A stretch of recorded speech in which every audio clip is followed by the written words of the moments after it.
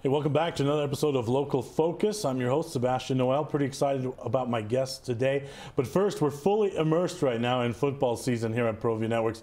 I hope you've gotten your NFHS network pass already. The amount of coverage this week is going to be phenomenal. I don't know if you saw it, but running back Diego Casilla from Belen, was actually named the #1 running back out west. The scouting service let out a list of running backs in the western part of the United States, and he's #1. So if you have a chance to go out and see him in Belen this year, do. And we have Belen on our schedule a couple of times, so I hope you've picked up your NFHS network pass football coverage. We're fully immersed here in football at ProView Networks. My guest this week, though, he helped his high school team in Kirkwood, Missouri, to a title game and a playoff appearance in his upperclassman years. Then he helped Harper College win a National Junior College National Championship, and he's a CIF World Champion. And twice he's gotten hosed out of winning the MVP. We'll get to that. Dello Davis is my guest. Dello, thanks for coming in. Hey, thanks for having me. How you doing today? We're excited. So, champion. Yes, Big sir. Dello the champ. That's what they call you now, right? Dello the champ, you know. That's got a nice ring to it, right? Just trying to live the dream, you know me.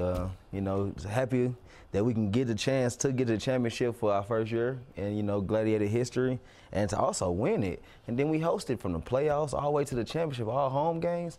So that was super amazing for us right there. Exciting for us because we obviously we would watch if it was on the road, but we got to do the games since they were home games, and so I know that was pretty exciting for Adam and I. But let's dive right into your background there. We talked about a pretty successful high school team there in Kirkwood, right? Oh yes, sir. Yes, sir. We call it the powerhouse. We had the powerhouse in the years before me and the years with me, and even after the guys started winning championships after I left, So, it was pretty dominant there at my high school.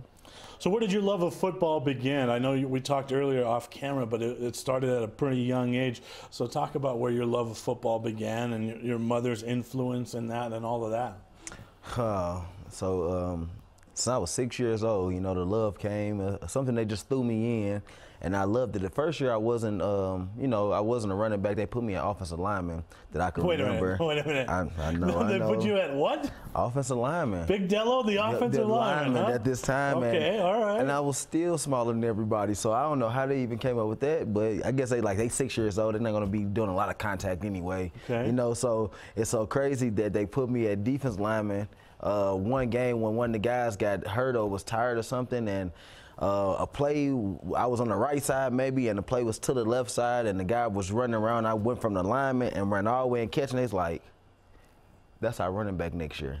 No. So ever since 7 years old, I got the real fun and the love of the game, to learn a little bit more about it, that I'm getting the ball now, I'm scoring touchdowns and learning what really football is about, So your offensive line days were over at 7 years old. At 7 years old. That's probably a good thing, though, right? It worked out for the best.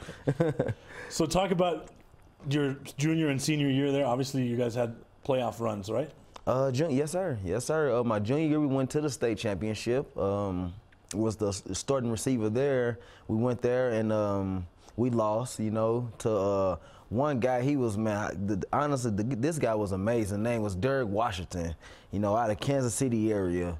He went to Mizzou, didn't heard much about him ever since, but this guy, he beat us single-handedly. And we were just so, hurt by this one guy beat us when we have 10 stars on our team, and he was the only star on his team. It was kind of crazy, but it was a good experience. The first year Kirkwood ever went to the state championship, so we broke that barrier, which was pretty cool, And then my senior year, we lost in the first game, the first round of the playoffs, actually to the team that won the state championship that year. We wasn't that strong, didn't have the we had a quarterback that just had graduated the following year, the previous year. So we had a new guy coming in. He was a junior, but turned senior, and he didn't have everything in jail like we needed him to have it, but we still had a good season though, that was one of my all-state years. That was my all-state year, got the plaque up on the wall in Kirkwood, so every time I go, that's a reminder, of the whole year that I did have, and, get to see my picture on the wall. That's pretty cool. Now, at the time, did you hear any of the Dello, you're too small. Dello, you're going to run special teams. Dello, you can't be a wideout. You can't be the #1 target here. Did you hear any of that at the time? At the time, no, I didn't, because I was a big help to our team. Like I said, I was always one of the leaders. I always, just growing up, had the neck of just the game of football, and everybody seen it really quick, So if I played for you, I was one of your main guys. It was just to getting the coaches that's up ahead, in college and the D1 schools to see that, you know what I mean. So, no, I didn't have that, going into anything that I played.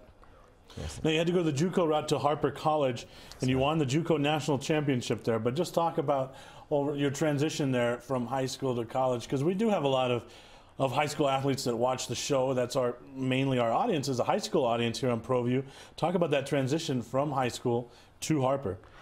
The transition, honestly, it was that I didn't have really no time to grow. The transition was that if I wanted to play and, play at a high level that I'm capable of doing, I had to actually perform now. It wasn't that learning a new offense thing or, getting jail with the new players or the quarterback. When I came in, they already had a sophomore quarterback, knew what he was doing. They had sophomore receivers that knew what they were doing. So it was like, if I didn't catch on, I was going to be the red shirt guy. And that was the biggest thing for me. It was this one particular play I can remember. If I'm a slot receiver, so I have a vertical, but if the guy within 10 yards of me, over the top of me, I cut it off into a dig route. That was the worst play I had. I didn't learn this play until the middle of the season, which coach gave me a shot. I wasn't a red shirt. I was one of the only freshmen that did start, but once I got that play together, I finally get to him and break it across. Guess what? I dropped the ball. But guess what? They didn't even care. They was just super happy that Dello, you finally got it. Oh my God! You finally did the quarterback. It wasn't in the game; it was in practice. So it was in practice, but that was just the biggest thing, just the lingo. Trying to win over different players and the quarterback who got a lot of say so when it comes to who's on the field, and that was the biggest thing. It wasn't just a coach picking, like in high school, oh, I know who's pretty good. I know who's going to be where. You got to actually win the quarterback over and win the coach over, in order to, be out there. So I feel like once I got that, together, it was super easy for me. Now, for some of our high school audience that is watching, now we did talk a little bit about that, some things in high school that went on maybe limited some of your college choices. And you mentioned to me yourself that maybe you could have done some things that would have given you more options, right? Yeah. What's the best advice you can give to a high school kid so that he doesn't maybe repeat some of the mistakes you made? The biggest thing is always, and the first and foremost, is grades. You can kind of off the field and out of school, get in trouble, kind of make up for some things. You know what I mean? Some things can be mistakes, but with grades and going to school, you can't make up for that. Once you're out of high school, you're out of high school. You can always go back to college, but once you miss opportunity, the opportunity is gone. You're getting older. You're getting, you got younger guys coming in and doing the same thing you doing at a high level. So if I'm gonna tell you anything for us getting any opportunity, make sure that your grades is always up to par. So when the opportunity do come knocking, you have a you're gonna go. You're gonna be eligible to go. To live out your dreams of whatever it might be. You know what I mean? And it don't have to even be with football. Once knowing that you have your back end together, you're not really worried about what's going to happen after high school, because you have grades to go to college if you want to or whatever you decide to do. But I think that's I know that's what slowed me down on my career and where I'm at right now today. All right, Dello, we got to do a thing and pay some bills, but when we come back, Dello had a brief hiatus and then made his mark on the indoor game. We'll pick up on that. You're watching Local Focus.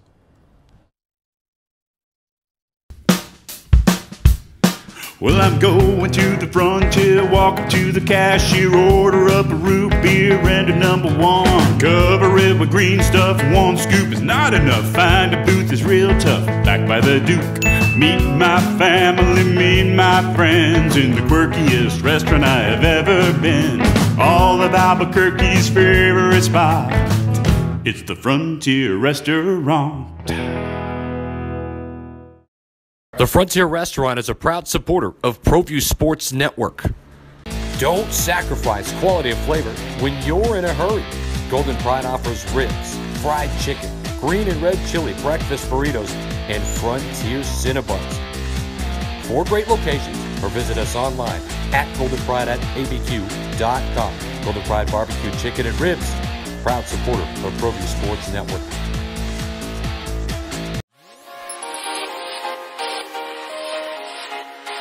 Folks, there's no other way but to be all in. Either he's Lord of all or he is not Lord at all. And you can experience the real and authentic, true life change that only God can provide to humanity. See, when we truly encounter Jesus and purpose to know him and follow his teachings, hashtag life change will occur.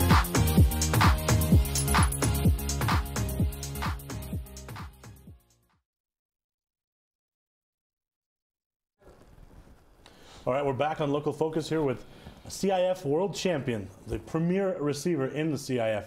We call him Big Dello the champ now. Dello Davis is back with me. So you kind of made your mark pretty early on the arena scene, right? You had that little brief hiatus, and then you were out to make your mark. So talk about your early indoor career.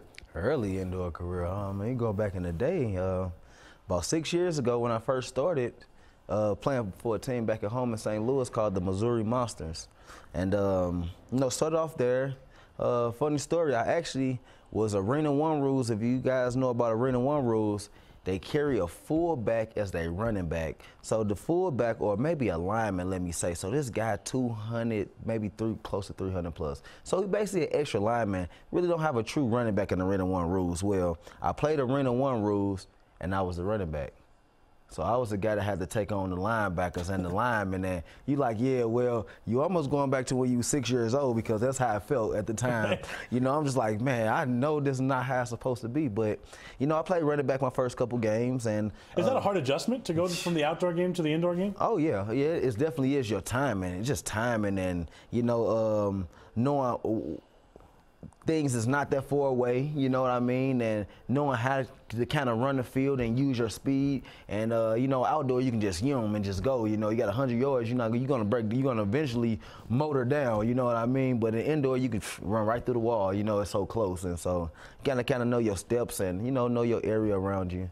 Did you have some early setbacks, or was it all cherry from the beginning? Yes, that's what I'm saying. Me playing running back, so when I first moved to receiver after the 3rd game, that's when, everything started coming together for me. But I was watching from a running back position how the receivers running their routes, and, and I was like, okay, kind of picking up on it. I think that'd be more fun to coach. What you think about me playing receiver? I don't want to. Yeah, we can do that. We'll put a lineman in there, for a second. I went out there, first game, he put me in the game, 6 touchdowns.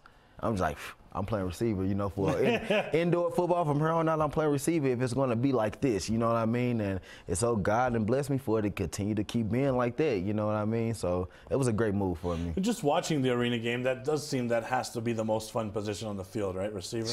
Gotta be. Yeah, absolutely. It sure looks like it. So highlights, your early highlights, the 6 touchdowns. What else there? Did you fall in love with the arena game right away?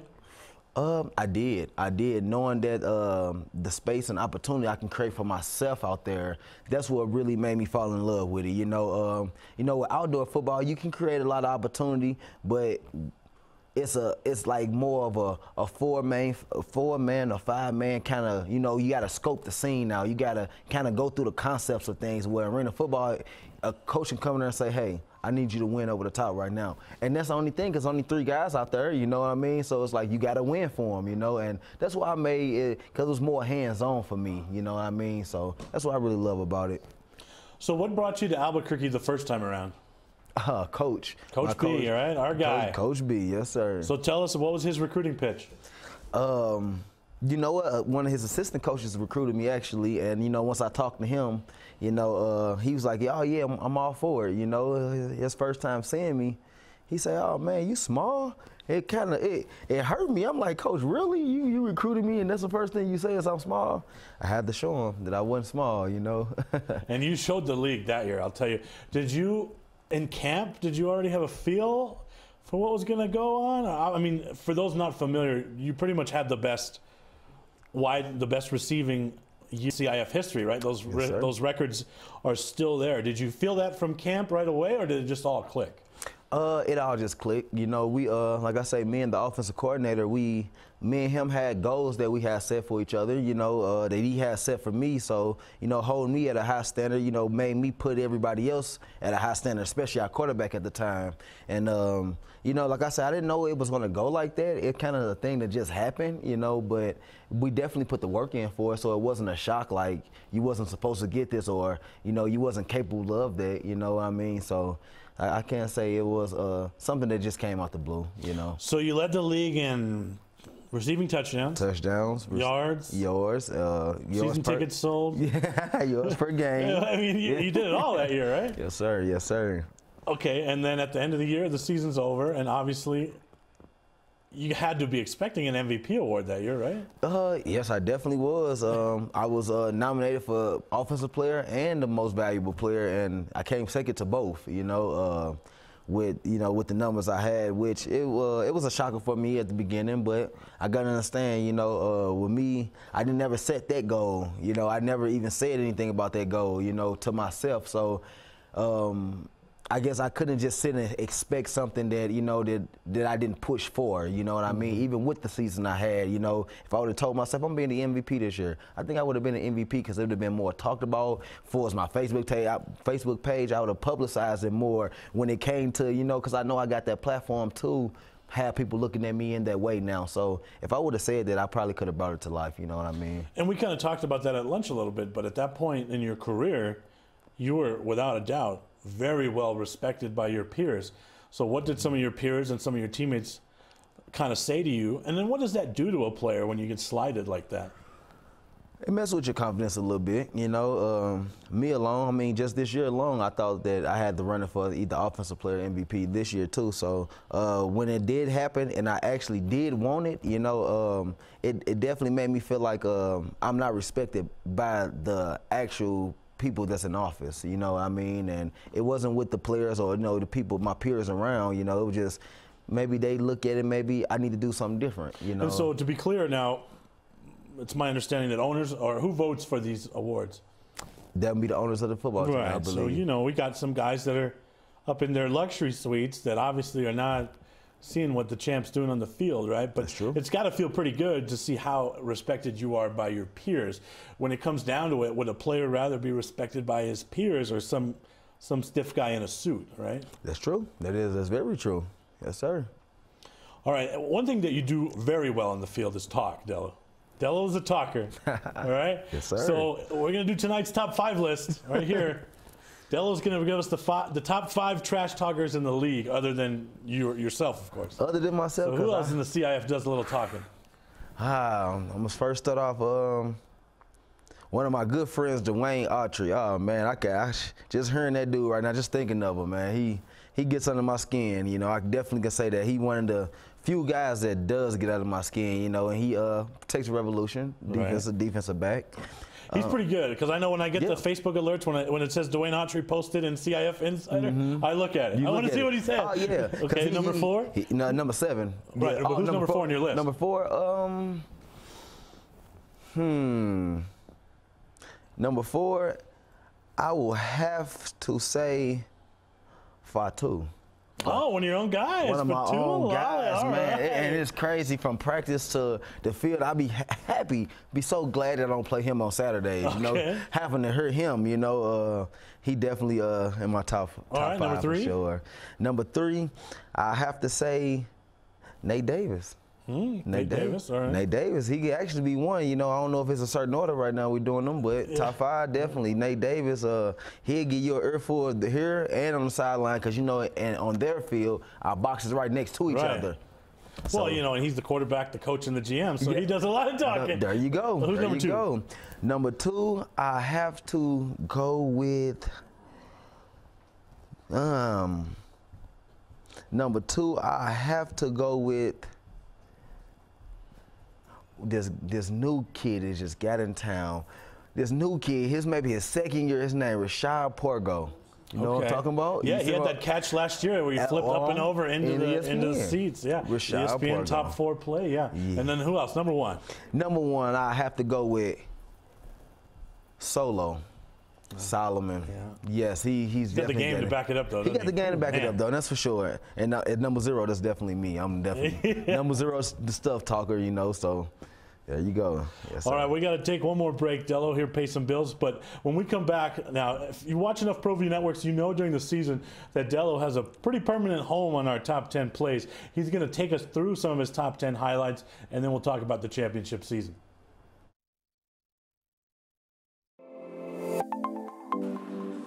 Get into the game with Garden Swartz Team Sales.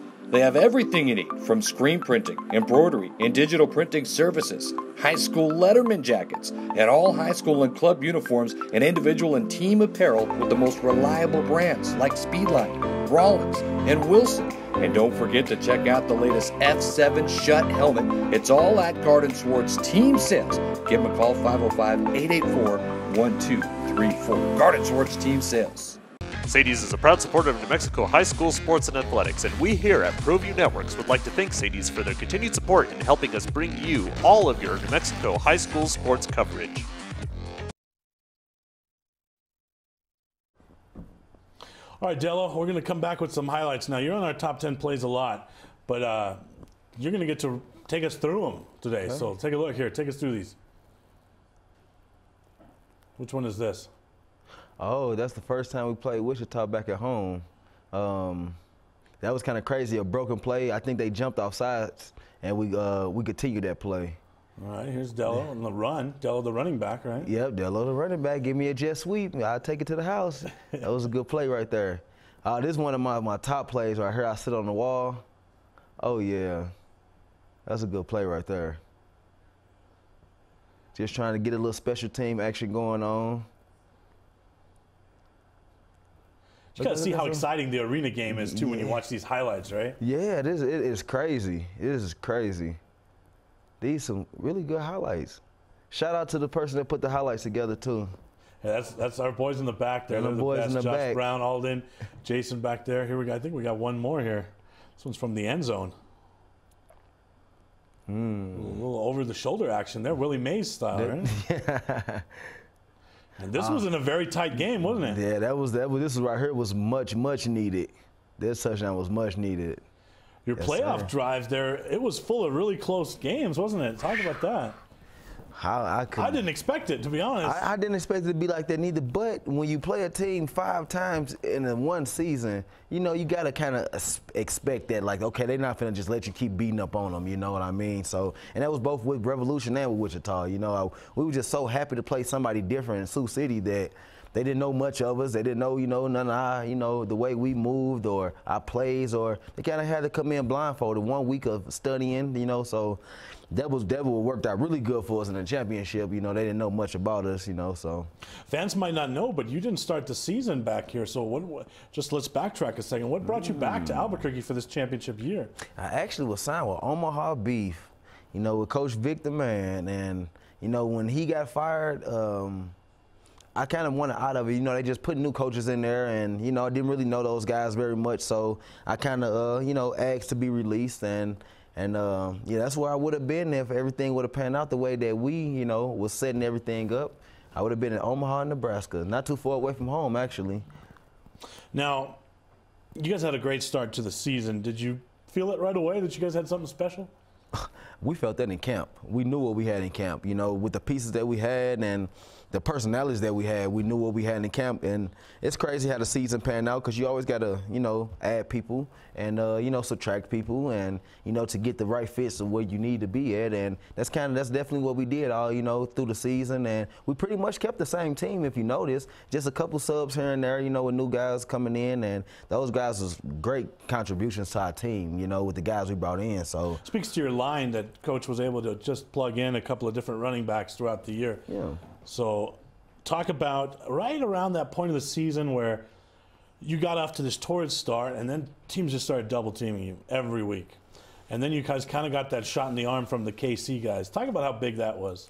That was really huge at the time, with the timing, with the guys doubling me, and, with Elmore coming in, helping me out, you know, at this time, you know, when guys started doubling, that was one of our biggest moves all year that we had made with Fred Jackson and Elmore, Gerard Elmore coming in. That was really a big move for us because I don't know how far we would have actually really got for us that end of the season run, you know, with guys kind of knowing who we was, knowing what we doing, you know the players, you know, and it wasn't a fear for the teams anymore because they knew what they was facing, you know what I mean? So that was definitely big for us. And then it doesn't even seem fair that the best defense in the league would get to add a Paul Robinson and a Fred Griggs. But I mean, that was just from observing from your side of the ball, you had to just be pretty glad you weren't going against those guys, right? Yeah, that's true. It was just a blessing that we got those guys, you know, at the time we needed. And, you know, we had the best up front guys, best 4 guys, you know, in the whole league itself. So, you know, to add the other 3 or 4 guys that, you know, that helped us out, it was, like I said, it was much needed, you know, for us to be sitting here talking about a championship right now. That was definitely well deserved. The season comes to a close. Did you think again it was going to happen that you would get slided for another MVP award, or are you not thinking about that at the end of the regular season because obviously you guys have a championship to win? Yeah, and that's what it was. We had a championship to win. It wasn't even a thought process, you know. Like I said, when the awards started coming out, I did want it, you know, to be honest, and that's just, you know, the facts of it when you done work towards yourself with your, you know, what you're doing. But at the same time, it's something much bigger. It's a team goal, and that's to win the championship, and that's what's coming in. And like I said, through camp, we knew that we had to complete the mission. I tell you, this is how I knew you were the MVP of the league. Not the numbers, but at the end of the championship game, I'm on the field, right? And most of your team is already back to the back. Coach has gone back to the locker room. I think John's finished taking pictures of himself. And there you were, Dello, on the field, and you were shaking the hands of every event staff guy that worked down on the field at Tingley, all the security guys. And that's something, I looked at that and I said, well, that's everything a league should want in their MVP. So I really like to see that. Yes, sir. So what's next for Big Dello the champ? Just create more opportunity. You know, like I said, that's all that matters now. You know, any day, create opportunity and just try to move on. And whoever I can touch on the way, hey, my blessing is yours, brother.